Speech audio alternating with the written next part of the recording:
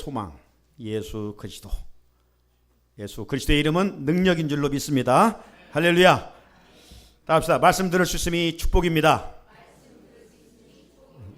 아멘.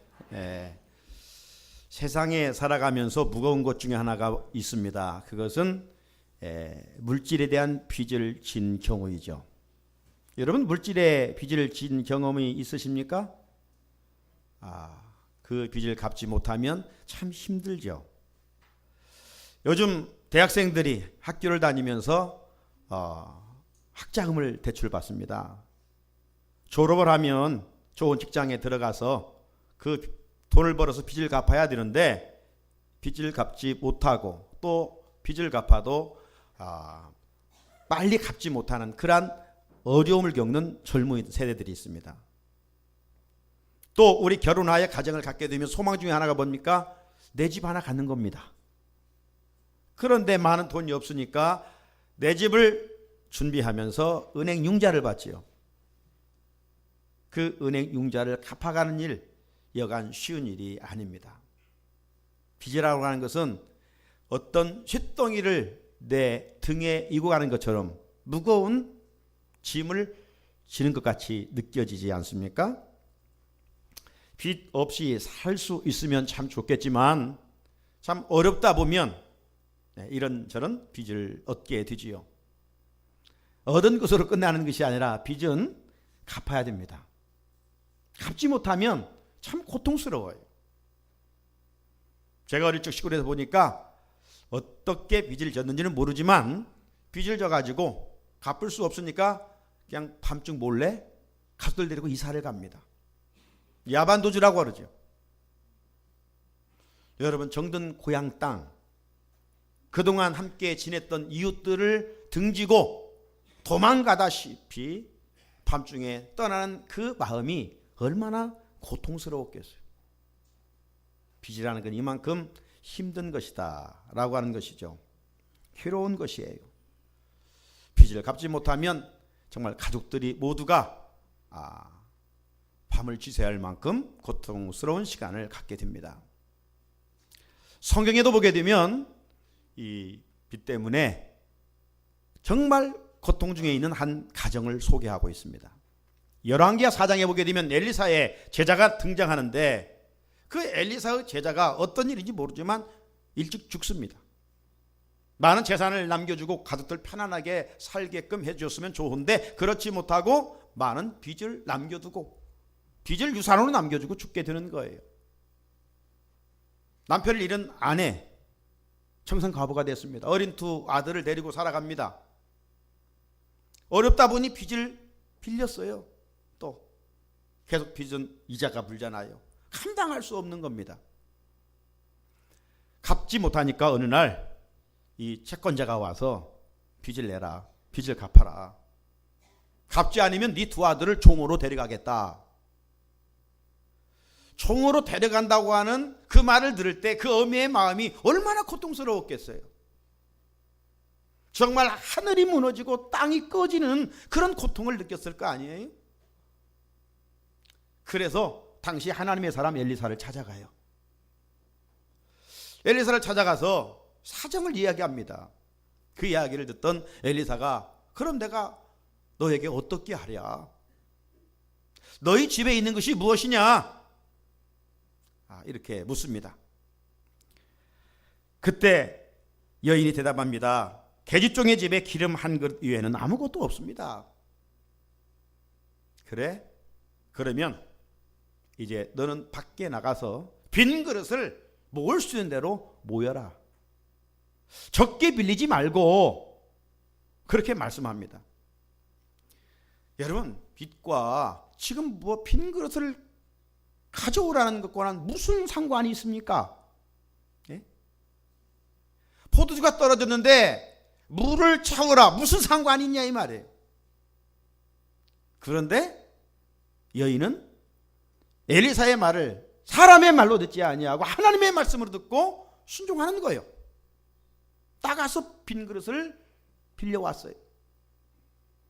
놀랍게도 그 빈 그릇에 하나님의 기적으로 기름이 계속 부어지는 거예요.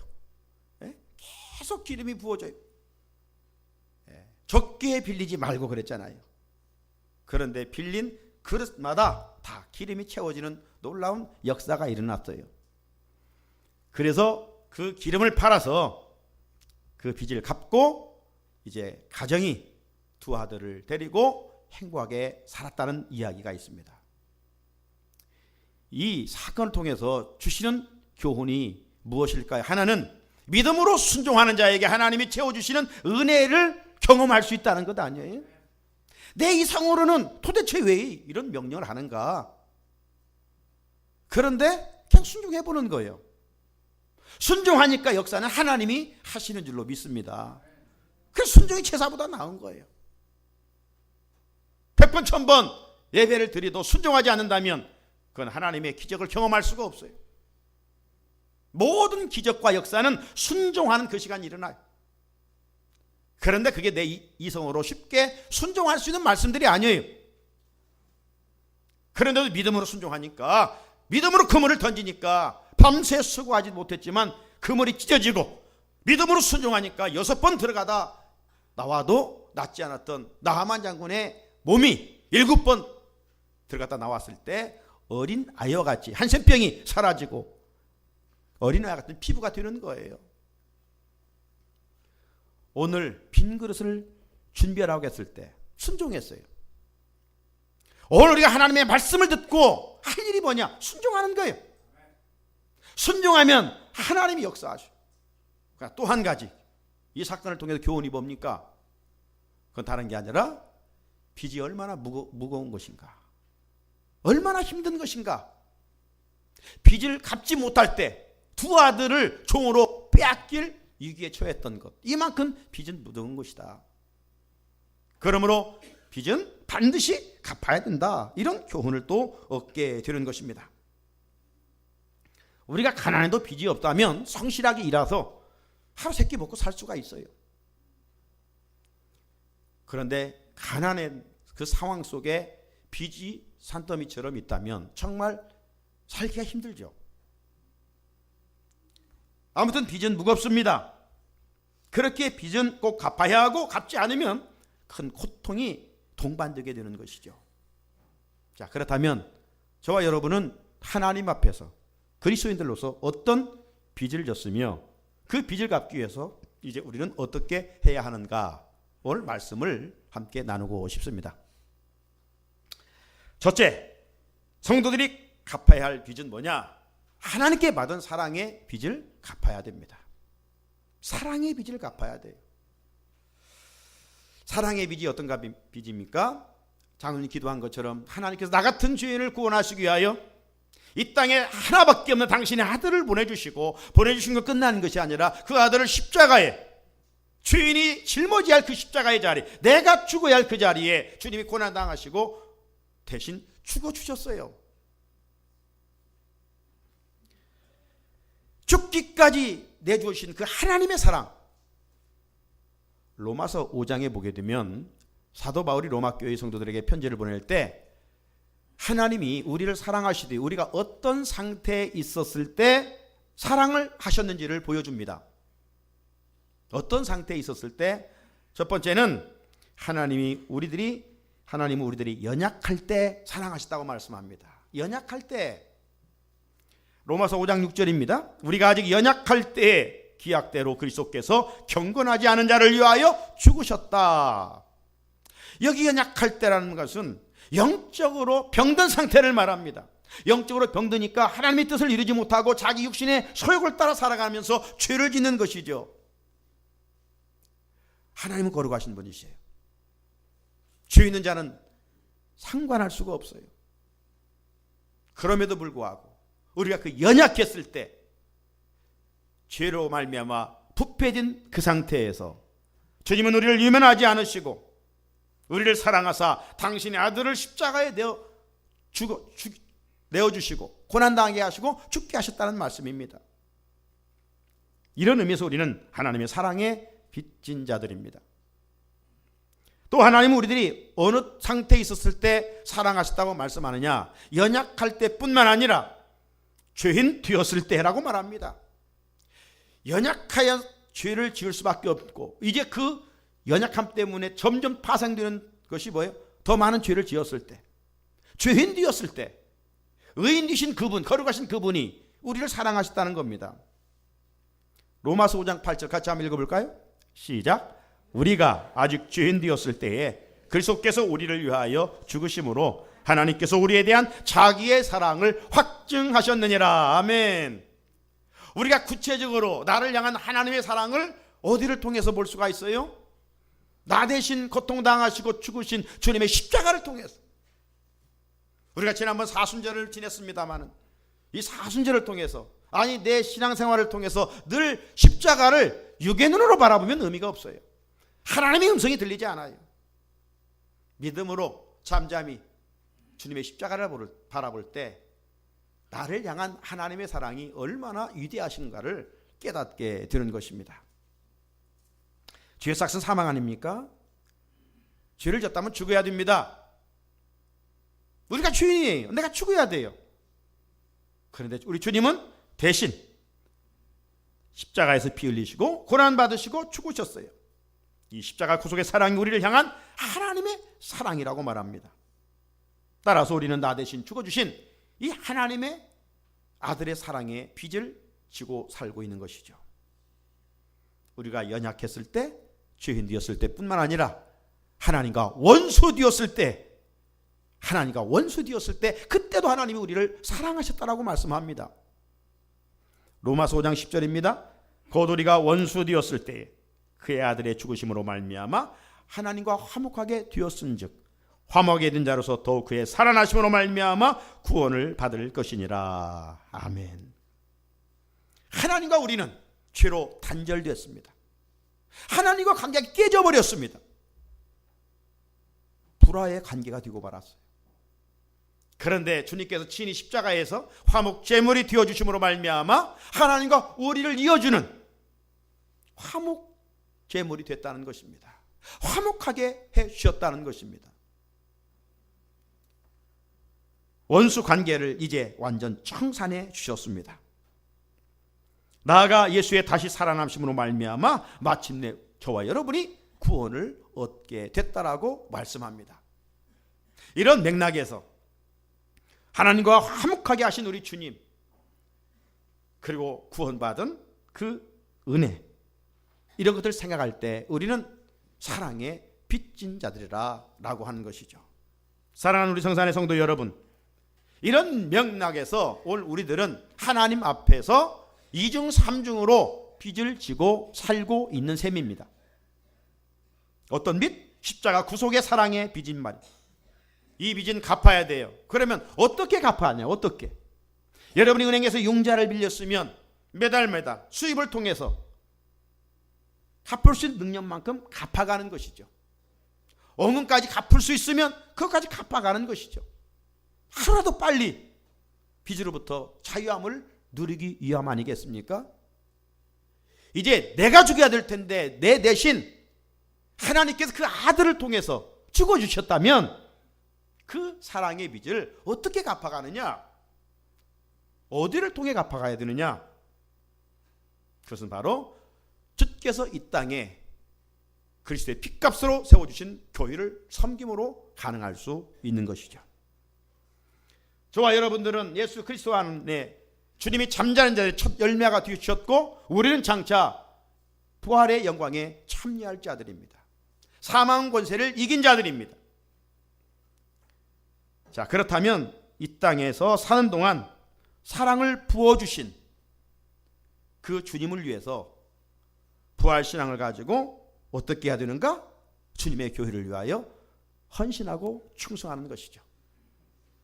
그래서 사도 바울이 고린도 교회에 보내는 편지 속에 부활장으로 일컬어지는 고린도전서 15장 58절 마지막 말씀에 뭐라고 말씀하고 있습니까? 그러므로 내 사랑하는 형제들아, 견실하고 흔들리지 말며 항상 주의 일에 더욱 힘쓰는 자들이 되라. 이 수가 결코 헛되지 않은 줄 안다. 바울이 그렇게 고백을 하고 있습니다. 주님의 교회를 위해서 수고하는 여러분의 수고와 섬김과 희생이 결코 헛되지 않다는 것입니다. 요즘 우리가 새벽에 이사야 말씀을 읽고 가는데 사람은 종교성이 있기 때문에 하나님을 섬기지 아니하면 무언가를 의지하게 되어 있습니다. 그게 다 사람이 만들어 놓은 우상들입니다. 우상을 섬기는 자에 대해서 성경 이사야 43장 44장에서는 참 우상은 아무것도 아니다. 우상을 섬기는 자들은 그 인생이 무익하다, 허무하다. 여러분, 세상 사람들이 죽을 때 아무리 좋은 위치에 있었고 많은 부를 누리고 있었을지라도 하나님이 없기 때문에 마지막 그들의 고백은 참 허무하다. 참 인생 허무하다. 왜? 보이는 것에 이제껏 소망을 두고 살다가 종착역을 맞기 때문에 뒤돌아보니까 허무해요. 솔로몬이 그걸 고백하지 않았습니까? 하나님이 없는 자의 삶에 대해서 허무하고 허무하더라.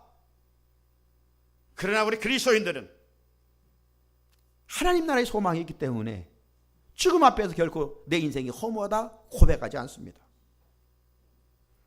주님처럼 우리도 부활의 영광에 참여하는 그 믿음을 갖고 있기 때문에 결코 허무하다, 헛살았다, 헛수고했다 그렇게 고백하지 않습니다.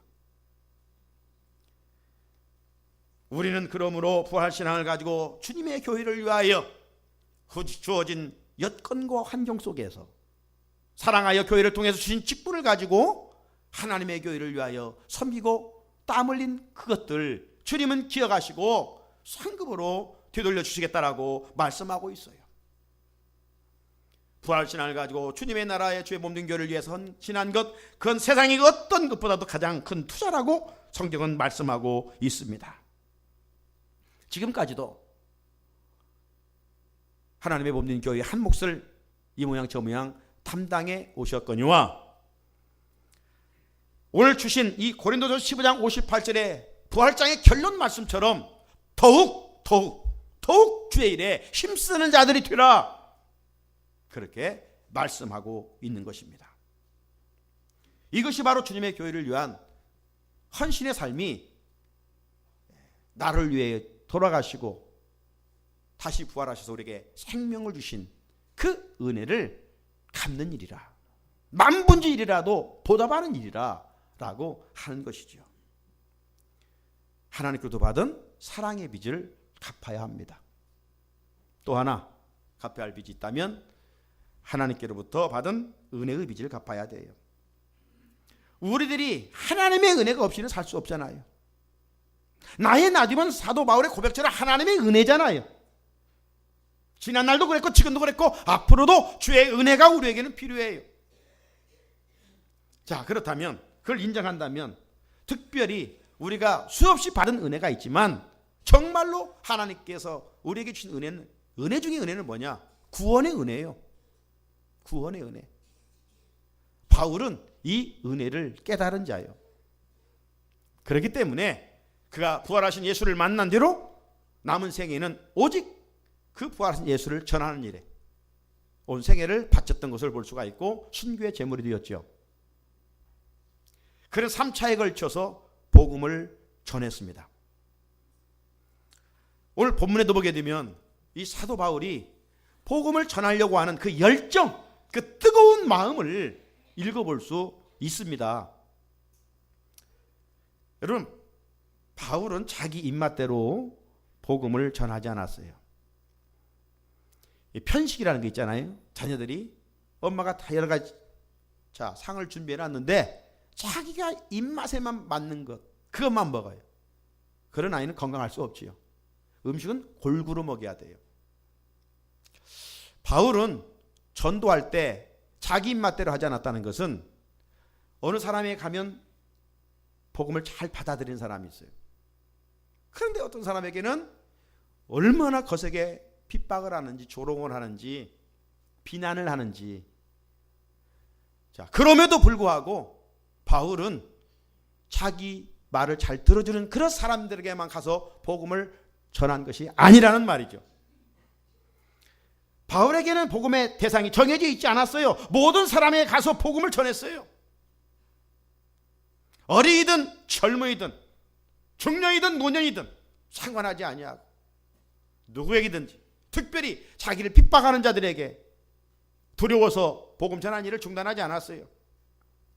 오히려 그들에게 더 가까이 다가가서 핍박을 감수하면서 복음을 전했어요. 모든 사람에게 빚진 자의 마음을 가졌어요. 빚진 자의 마음을. 14절이죠. 헬라인이나 야만인이나 지혜 있는 자나 어리석은 자에게 다 내가 빚진 자라. 바울은 자기 동족 유대인에게나 로마처럼 이방인 사람에게나 많이 배운 사람에게나 배우지 못한 사람에게나 건강한 사람이나 건강하지 못한 사람에게나 부자나 가난한 자 상관하지 않았어요. 누구에게나 가서 복음을 전했어요. 왜? 모든 사람에게 내가 빚을 졌다. 복음에 대한, 예수에 대한 빚을 졌다.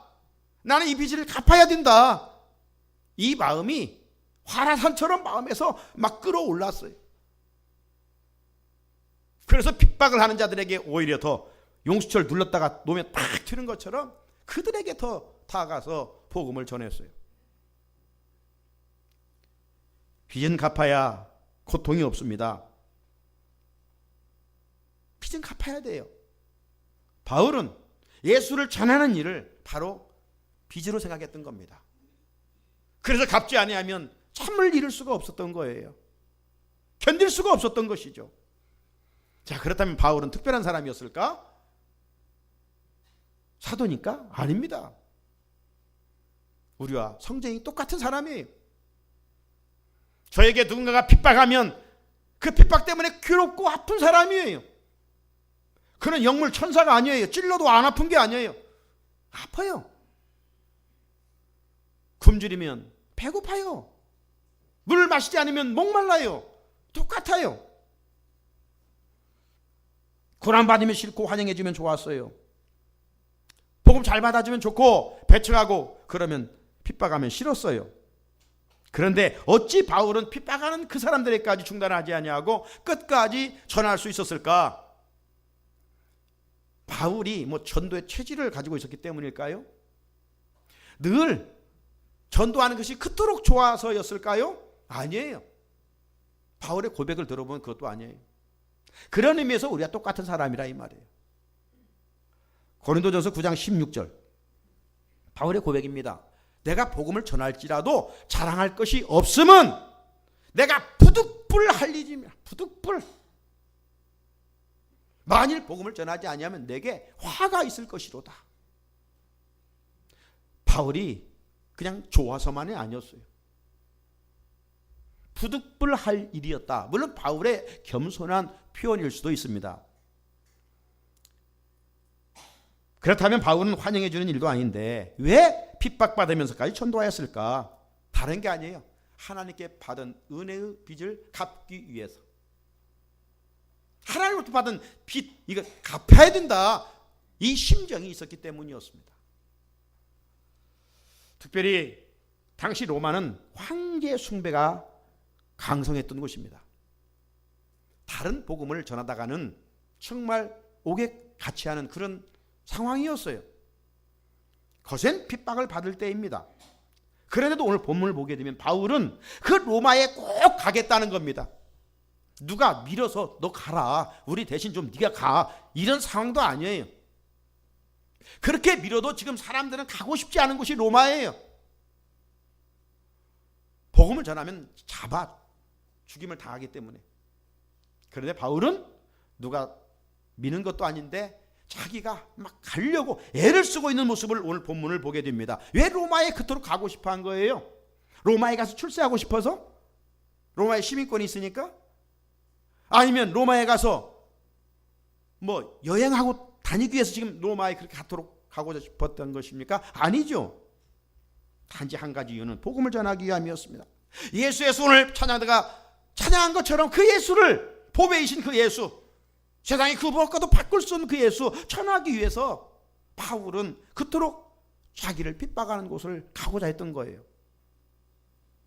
자, 본문 15절이죠. 그러므로 나는 할 수 있는 대로 로마에 있는 너희에게도 복음 전하기를 원하노라. 왜 이토록 복음을 가지고 로마에 가기를 원했을까요? 바울은 복음의 능력을 알았기 때문입니다. 응? 복음의 능력을 알았기 때문에. 복음의 능력이 뭡니까? 모든 믿는 자에게 구원을 주시는 하나님의 능력이라.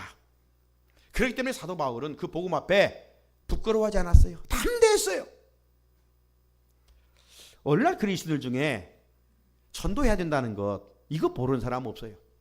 전도는 직분자만 하는 것도 아니잖아요. 예수를 이제 믿었건 오래 믿었건 직분이 있든 없든 관계없어요. 그리스도 안에 들어와 있다면, 신앙 공동체 안에 있다면 우리 모두는 복음에 대한 빚을 지고 가고 있는 거예요. 이 의식이 있어야 돼요. 그런데 복음을 전해야 되는 것을 알면서도 벙어리 살아가는 이유가 뭡니까? 부끄럽기 때문에. 아유, 내가 예수 믿으라고 누가 얘기해가지고 세상 말로 쪽팔릴까 봐, 손가락질 할까 봐, 너나 믿으라 비난할까 봐 우리는 전하고 싶은 마음은 있어요. 4월달 이 내내 왜 전도해야 되는가 말씀을 드리면서 우리가 4월달만 듭니까? 일생 예수 믿으면 본질적 사명에 헌신하자. 주님이 우리를 부르신 목적이 사람 낚는 어부가 되게 하리라. 모르는 사람 없어요. 그런데 가서 전하려고 하면 입이 다물어져요. 그걸 부끄러워. 그래서 그냥 하려고 했다가도 뒤돌아서 버리고 침묵할 때가 있잖아요. 이제 다시 한번 부활신앙으로 무장한 사도 바울처럼 담대할 수 있어야 됩니다. 복음을 전하는 일은 생명을 살리는 일이에요. 생명을 살리는 일. 소방관들 그 불구덩이에 들어가잖아요. 육신의 생명을 살리기 위해서. 지난번 도로에 있는 개 한 마리 살리기 위해서 3명의 젊은 청년이 희생을 당한 사건도 보도됐죠. 육신의 생명도 살리기 위해서 목숨을 바칩니다. 오늘 우리는 영원한 생명을 살리는 사람들이에요. 그렇기 때문에 이보다 가치 있는 일도 없고 이보다 귀한 일도 없어요. 결코 부끄러운 일이 아니죠. 16절, 내가 복음을 부끄러워하지 아니하노니 이 복음은 모든 믿는 자에게 구원을 주시는 하나님의 능력이 됨이라. 먼저 유대인에게요, 그리고 헬라인에게로다. 왜 바울이 복음 전하는 것을 부끄러워하지 않았는가? 왜 핍박하는 사람들 앞에서도 예수 그리스도를 전하야만 했었는가? 다른 게 아니에요. 복음의 능력을 알았기 때문에, 복음의 가치를 알았기 때문에. 여러분이 만약 땅속 100m에 정말 엄청난 금덩어리가 있다면 어떤 것을 다 동원해서라도 파낼 거 아닙니까? 중단하겠어요? 힘들다고? 왜? 그 황금의 가치를 아니까. 다이아몬드의 가치를 아니까. 그런데 다이아몬드 가치를 모르면 그냥 돌인 줄 알고 내버려요. 그러잖아요. 가치를 알아야 돼요. 복음의 능력이 어떤 것인가를 바울은 알았기 때문에, 확신했기 때문에 그 예수를 전하지 않고서는 견딜 수가 없었던 겁니다. 결론은 오늘 누가 전도할 수 있을까? 누가 전도할 수 있을까? 복음의 능력을 아는 사람입니다. 예수 그리스도만이 유일한 구원자임을 아는 사람입니다. 천국과 지옥이 있음을 믿는 사람입니다. 그런데 오늘날 우리 그리스도인들 중에 지금 전도의 동력이 점점점 그 차에 기름이 없어가지고 앵꼬되는 것처럼 약해져 가고 있어요. 꺼져가고 있어요. 오히려 전도합시다 하면 전도 안 돼요. 전도는 안 된다는 공식이 그냥 틀에 박혀 있어요. 누가 집어주는 생각이에요? 마귀가 주는 생각이죠. 성경이 그렇게 말했습니까? 아니에요. 성경이 이렇게 말씀합니다. 빌립보 4장 13절, 내게 능력 주시는 자 안에서 내가 모든 것을 할 수 있느니라. 할 수 있다. 해보자. 하면 된다. 이게 전도 구호 아니에요? 우리가 전도할 때마다 내 힘으로 하는 게 아니에요. 내게 능력 주신 자 안에서 하는 것이지 내 힘으로 하는 게 아니에요. 내 힘으로 하려니까 어려워요. 힘들어요. 못해요. 부끄러워요. 성령님 의지하고, 성령님 담대함 주십시오. 내가 예수 전하겠습니다. 그런 확신이 있으면 상대방도 거꾸러지죠. 상대방, 내가 확신이 없는 말 가지고 여러분 전하면 그 사람 마음을 움직이겠습니까? 가짜 제품 가지고라도 막 진짜라고, 진짜요 진짜요. 예? 가짜 아니에요? 무슨 소리냐고. 진짜지 막 열내 가지고 진짜라고 하면 진짜인지 알아요. 그런데 진짜 가지고도 사든지 말든지 하십시오. 이러면 지나가는 사람이 그거 사겠어요? 확신도 없는데. 가짜를 가지고도 확신 있게 말하면 사람들을 움직이는 거예요. 그 복음이라고 하는 진짜를 가지고 우리는 확신이 없어요. 올해 1월 마지막 주 찬양 예배 때 재직헌신 예배 강사 오셨던 목사님 그렇게 물었어요. 전도는 쉽습니까? 어렵습니까? 그 전도는 우리는 머릿속에 전도는 어렵다. 어렵다니까 못하는 거죠. 어려운데 어떻게 합니까? 전도는 쉽다 그랬어요. 왜? 내가 그 사람을 예수 믿게 하는 것이 아니고 우리가 할 일은 그 사람에게 복음을 전하는 거예요. 예수를 전하는 거예요. 예수 믿으면 천국 갑니다. 믿지 않으면 지옥 갑니다. 예수 믿으면 영생을 얻습니다. 내가 예수 믿으니 참 행복합니다. 그의 눈높이에 따라서 학생이라면 예수 믿으면 하나님이 지혜를 준단다. 병든 사람에게는 하나님이 여러분의 병을 고쳐주실 것입니다. 물론 우리 신앙의 목적은 공부를 잘하고 병을 고치는 게 아니에요. 구원받는 것이죠. 그러나 그들에게는 지금 처한 상황에 따라서 우리가 바울이 유대인에게는 유대인에게, 유대인이 아닌 이방인들에게 이방인에게 눈높이 전도를 하지 않았습니까? 오늘 우리도 마찬가지. 그 사람의 처한 모든 상황 우리는 할 수 없지만 하나님은 전능하시고 전지하셔서 알고 행하실 수 있는 분이기 때문에 우리가 그분을 신뢰하고 그분들에게 예수를 전하는 것이죠. 그런데 오늘 어렵다 그러면서 포기합니다. 반면에 오늘 우리 주변에 있는 이단 사이비들은 어떻습니까? 저들은 얼마나 열심인지 모릅니다. 전천후적인 전도를 합니다. 네? 생명도 없는 거짓 영과 미혹한 영의 지배를 받고 저주 아래 있으면서도 가짜를 가지고 있으면서 진짜처럼 얼마나 열심히 전도하는지. 건강한 가정을 깨트려가면서 전도합니다. 그래서 이단 사이비의 통계는 매년 지금 수가 증가되고 있어요. 그런데 정통 우리 기독교는 매년 수가 지금 줄어가고 있어요. 동력, 전도 동력이 지금 다운되고 있어요.